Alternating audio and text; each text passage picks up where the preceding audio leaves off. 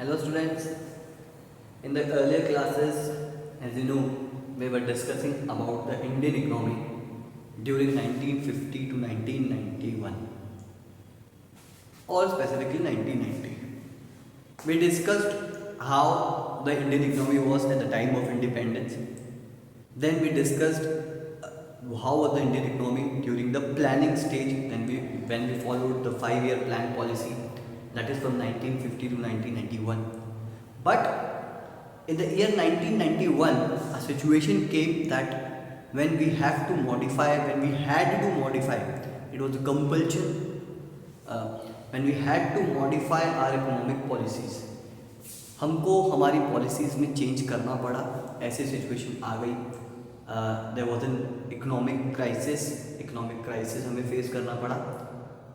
और वो जो ईयर था, that year became the year of economic reforms और new economic reforms. The year of new economic reforms where we followed new economic policy, NEP. New economic policies हमने follow की.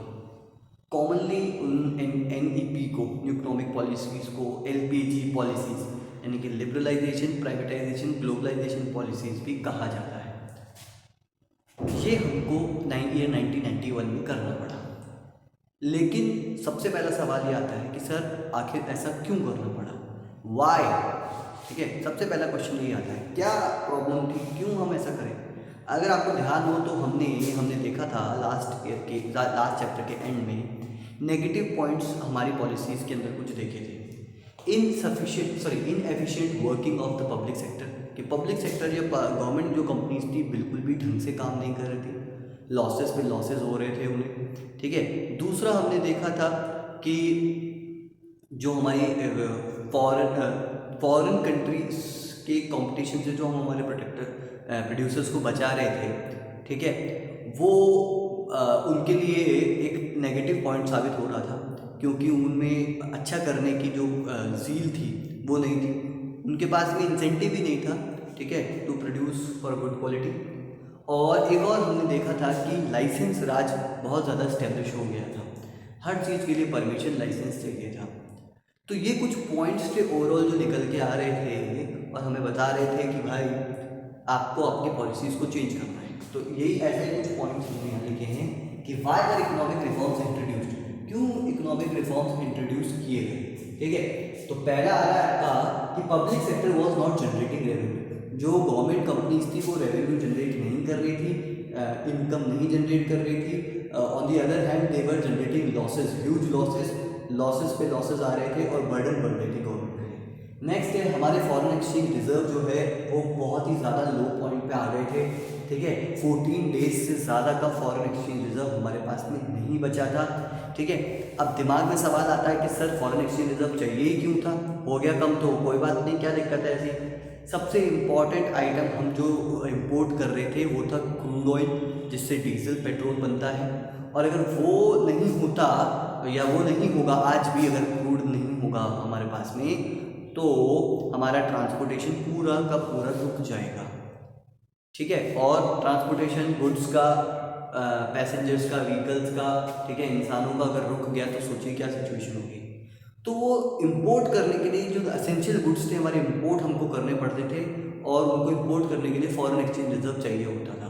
तो वो हमारे पास में 14 डेज से ज़्यादा का बचा नहीं था कि 14 डेज बाद क्या होगा, कुछ नहीं होगा, क्रूड बंद.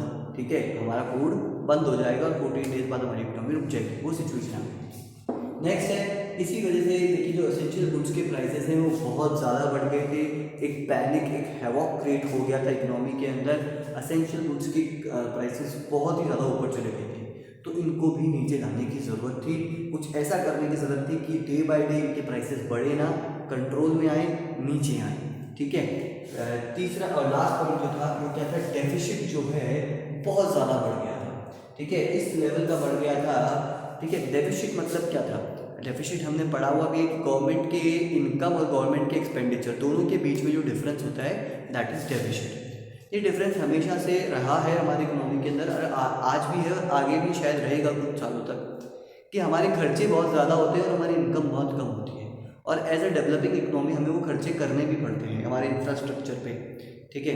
हमारी बेसिक फैसिलिटीज़ यानी कि हेल्थ मेडिकेयर फैसिलिटी यानी कि मेडिकल फैसिलिटीज़ जो हैं उन पे, एजुकेशन पे करने पड़ते हैं हमें, और उनके रिटर्न अभी नहीं दिखाई देंगे, फ्यूचर में दिखाई देंगे। इमीडिएट रिटर्न उनके नहीं मिलते हैं, फ्यूचर में हम देखेंगे कि एक पढ़ी लिखी कंट्री हमारे पास में होगी तो उसका बेनिफिट हमारे पास में होगा, एक फिजिकली मेंटली स्ट्रॉन्ग कंट्री हमारे पास में होगी तो उसका बेनिफिट हमें होगा। तो ये सब खर्चे हमें करने पड़ते हैं, लेकिन उसके इनकम जो है हमारी काफ़ी कम थी, तो हमें बोरोइंग करनी पड़ती थी। अब ये जो डिफरेंस है दोनों के बीच का, ये जो डेफिसिट है, ये बहुत ज़्यादा बढ़ता जा रहा था, और इस लेवल पे आ गया था कि हमने देखा कि बोरोइंग, कि इतना ज़्यादा बोरो करेंगे तो उसे रिपे कैसे करेंगे, इस लेवल पे आ गए थे। तो बोला कि नहीं, हम कुछ तो गलत कर रहे हैं, हमें हमारे पॉलिसीज़ को कुछ चेंज करना पड़ेगा। तो हम वर्ल्ड बैंक के पास गए और बोला कि भैया हमारे पास में पैसे नहीं हैं, हमें प्लीज़ लोन दे दीजिए। तो वर्ल्ड बैंक से $7 बिलियन का लोन लेने गए। वर्ल्ड बैंक ने लोन तो दे दिया, लेकिन इनडायरेक्टली हम पे एक कंडीशन कंपलसरी कर दी, ठीक है। इनडायरेक्टली, डायरेक्टली तो नहीं बोला, लेकिन इनडायरेक्टली बोला कि भाई ये जो आप अपनी पॉलिसीज़ फॉलो कर रहे हैं, इससे आपका ज़्यादा फ़ायदा होगा नहीं, और आपको आपकी कंट्री की इकोनॉमी को थोड़ा खोलने की ज़रूरत है, ओपन अप करने की ज़रूरत है, ठीक है। तो आप अपनी कंट्री की इकोनॉमिक पॉलिसीज़ को चेंज कीजिए ताकि आपकी कंट्री का भला हो पाए, ठीक। और किस चीज़ पे फोकस कीजिए, फोकस नई पॉलिसीज़ का फोकस कहाँ आना जाना चाहिए, क्रिएटिंग कॉम्पिटिटिव एनवायरनमेंट, कि आप आपके जो इकोनॉमी है उसके अंदर कंपटीशन इंक्रीज कीजिए। अभी आपने देखिए प्रोटेक्ट कर रखा है आपके प्रोड्यूसर्स को, ये सही नहीं है, क्योंकि वो अच्छा प्रोड्यूस कर ही नहीं रहे, उनकी इच्छा ही नहीं है करने की।